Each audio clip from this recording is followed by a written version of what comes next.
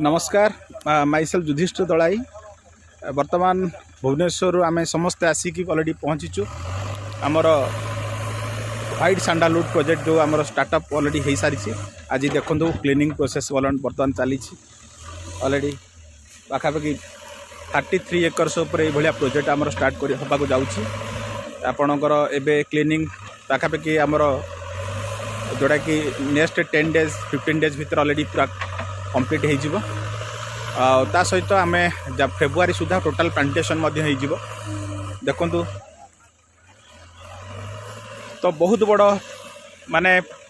Future project आम कहीपर आपण मानकर जो जो विश्वास थिला जे प्रकृति में कौन से हम कि आज से सक्सेस अलरेडी हवा को जाऊँगी पूर्व मुझे गोटे भिडियो आपण मान सहित शेयर करी आज क्लीनिंग प्रोसेसटा चली तेणु आगामी दिन में ये प्रोजेक्ट आपण मान गोटे माने भल इन्वेस्टमेंट आम कहीपर लो इन्वेस्टमेंट हाई रिटर्न जोटा कि आपण मान बारंबार कहीचु जोटा कि आपण मैंने ये प्रोजेक्ट आपण जो सामिल जदि होउछंती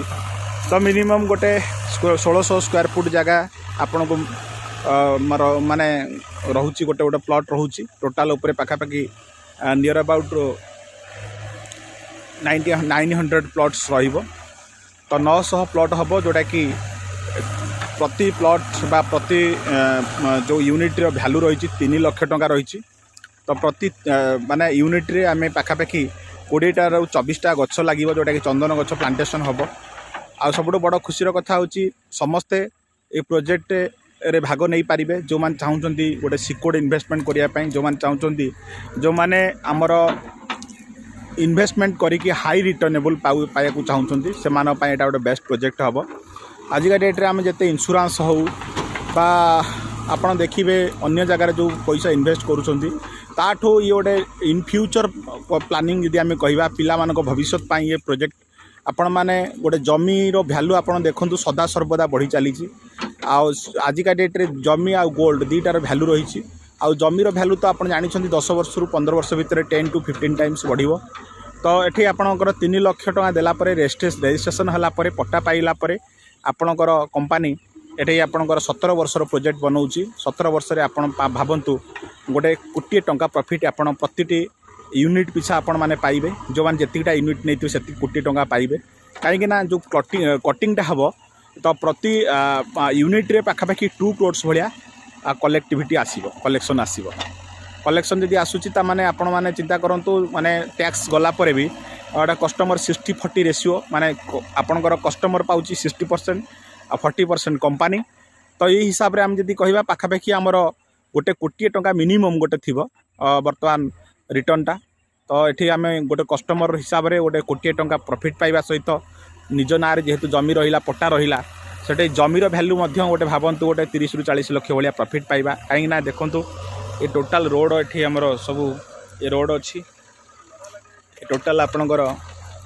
रोड साइड रे माने ये आमर जोटा 6 वे लेन अनुगुल आपणकर नेशनल हाईवे ऑलरेडी मात्र 2 किलोमीटर ये साइड रे अच्छी तो ये गोटे भल लोकेशन प्रोजेक्ट अच्छी तेणु ये गोटे सिक्योर्ड इन्वेस्टमेंट करिकी आम हाईली रिटर्न नहीं पारिबा आउ वर्तमान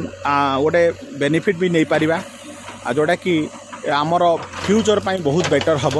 आ माने समस्त ड्रीम प्रोजेक्ट आम कहवा यहाँ हम ड्रीम प्रोजेक्ट जोटा कि फर्स्ट टाइम इन ओडिशा जोटा कि सैंडलवुड उपर गोटे प्रोजेक्ट आरंभ होगा जाऊँगी जोटा कि प्लांटेशन हम गछ लगे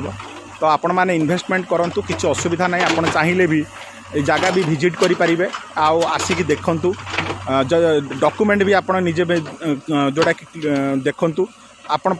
बुझी नियंतु जे एक्चुअली आपन जदि ठीक लगुच डॉक्यूमेंट ठीक लगुच आउ जगह आप देखला सब सिस्टम भल लगुच ताल आप सिक्योर्ड इन्वेस्टमेंट करूँ thank you very much wish all the best.